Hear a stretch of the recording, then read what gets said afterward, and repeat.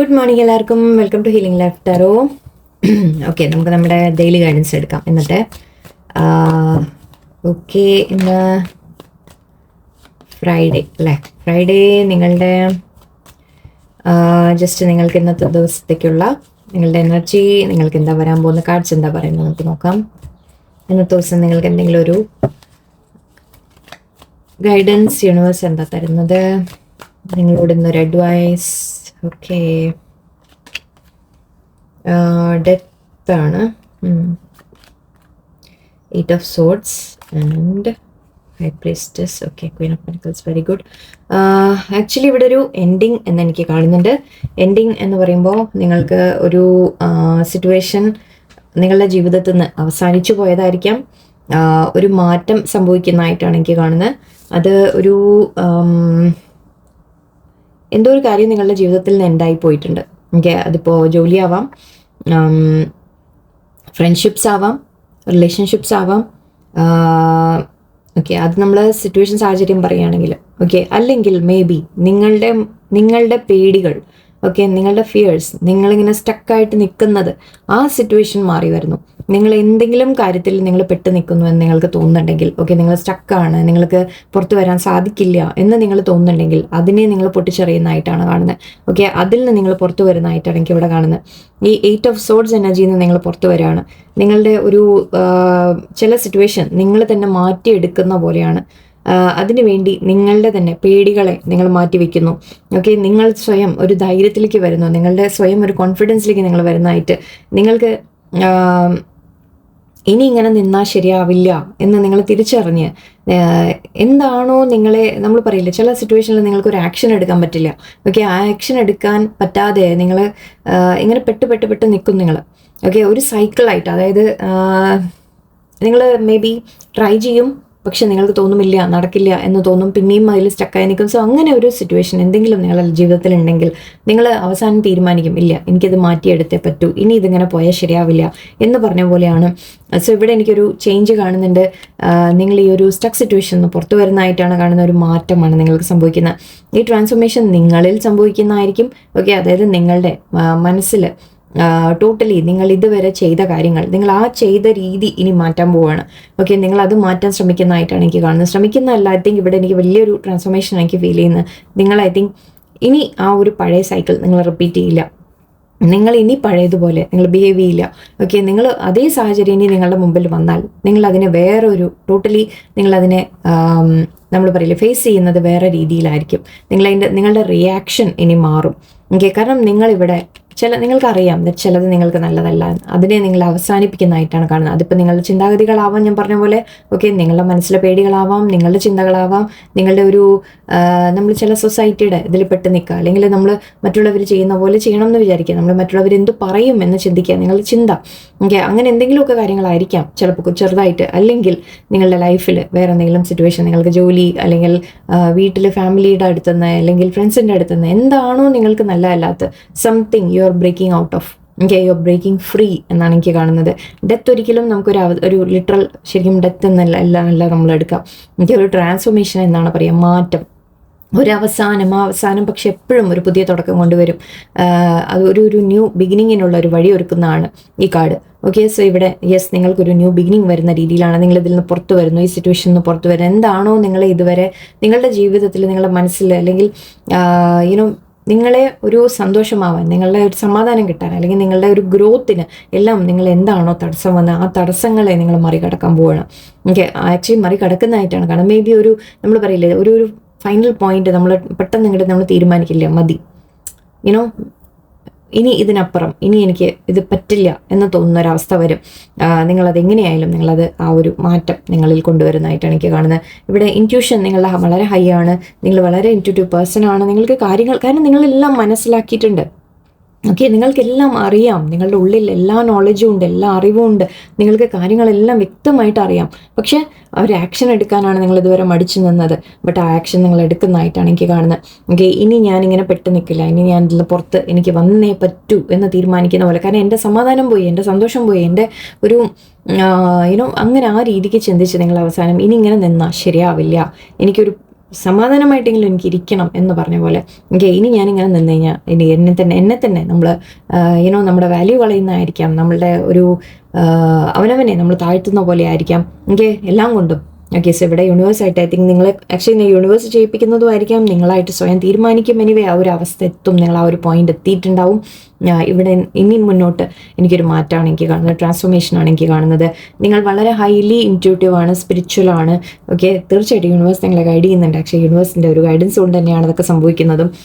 And ഇവിടെ അതിന് ശേഷം ഇവിടെ ബാക്ക് ഓഫ് ദ ഡെക്ക് നിങ്ങൾക്ക് ഫൈനാൻഷ്യലി അഗൈൻ ഐ തിങ്ക് ഇന്നലെയും ഇതേ ഒരു എനർജി വന്നൊരു ഫീലിംഗ് ഉണ്ട് എനിക്ക്.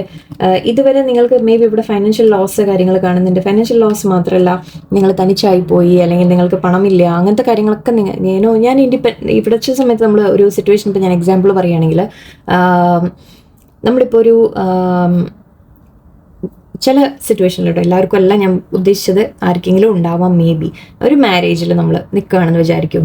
നിങ്ങളിപ്പോൾ അതിൽ നിന്ന് പുറത്ത് വരാം, നിങ്ങൾക്ക് അവിടെ ടോക്സിക് സിറ്റുവേഷനാണ്.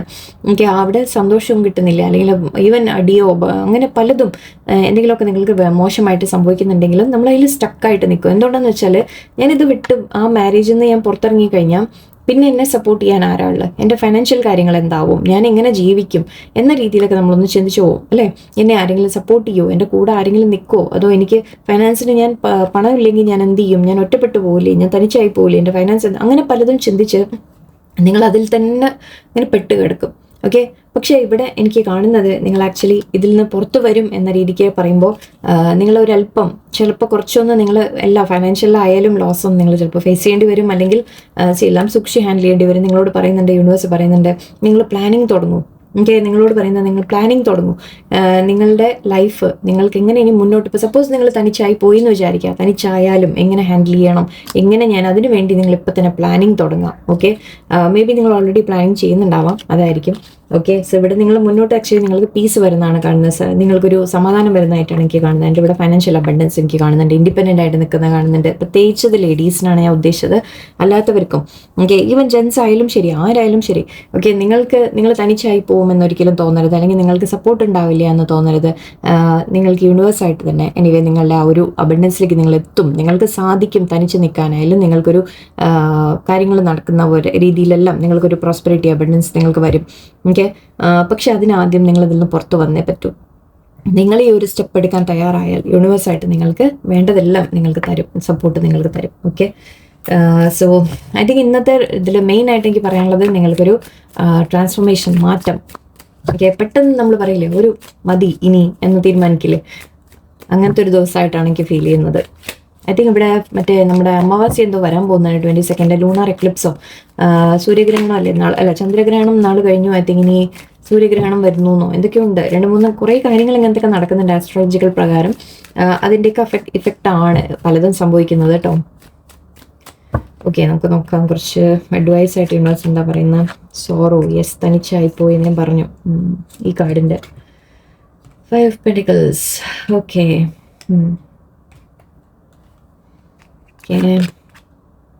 Patience, that's fine. Maturity, control, healing.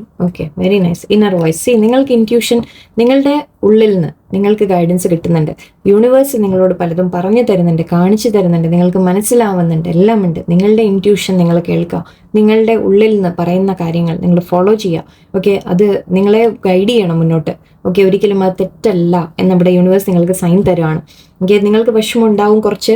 ചിലപ്പോൾ എന്തെങ്കിലുമൊക്കെ നമ്മളിങ്ങനെ എൻഡിങ് ഒക്കെ വന്നു കഴിഞ്ഞാൽ നമ്മളൊന്ന് വിഷമിക്കും, നിങ്ങൾ വിഷമത്തിലായിരിക്കും ഇപ്പം ഇരിക്കുന്നത്, നിങ്ങൾക്ക് തോന്നുന്നുണ്ടാവും നിങ്ങൾ ഒറ്റപ്പെട്ടു, ആരുമില്ല എന്നൊക്കെ നിങ്ങൾക്ക് തോന്നുന്നുണ്ടാവാം.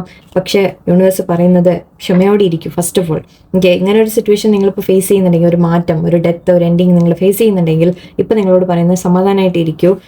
ക്ഷമ വെച്ചിരിക്കൂ, കാര്യങ്ങൾ ബെറ്റർ ആവും എന്നാണ്.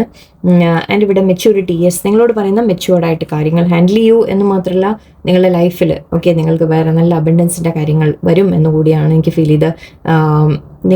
നിങ്ങൾ തന്നെ ആക്ച്വലി ഒരു മെച്യൂർഡ് ലെവലിലേക്ക് വരും. അതായത് നമ്മൾ പറയില്ലേ, ലൈഫിനെ നമ്മൾ ഫേസ് ചെയ്യാൻ, വളരെ ധൈര്യത്തോടെ ഫേസ് ചെയ്യാൻ നിങ്ങൾക്ക് സാധിക്കും. ആൻഡ് കൺട്രോൾ പറയുന്നുണ്ട്, നിങ്ങളോട് പറയുന്ന മനസ്സിനെ കൺട്രോൾ വെക്കുക. First of all over emotional ആവാതിരിക്കുക.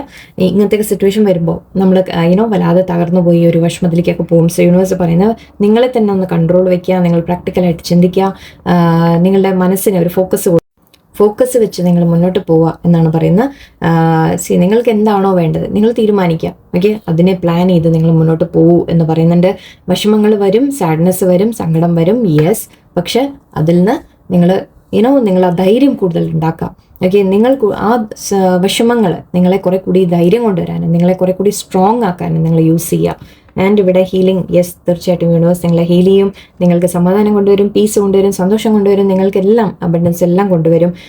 നിങ്ങൾ ഹീലാവും. ഓക്കെ, നിങ്ങൾ വിഷമിക്കുന്നുണ്ടെങ്കിൽ ആ വിഷമത്തിൽ നിന്ന് നിങ്ങൾക്ക് പുറത്ത് വരും, എന്തായാലും ഉറപ്പാണ് വരും. ഓക്കെ, ബട്ട് യെസ്, ഒരു പീരീഡ് ഉണ്ടാവും, ഒരു ഫേസ് ഉണ്ടാവും, നിങ്ങൾ കുറച്ച് വിഷമിക്കുന്ന സമയം ഉണ്ടാവും.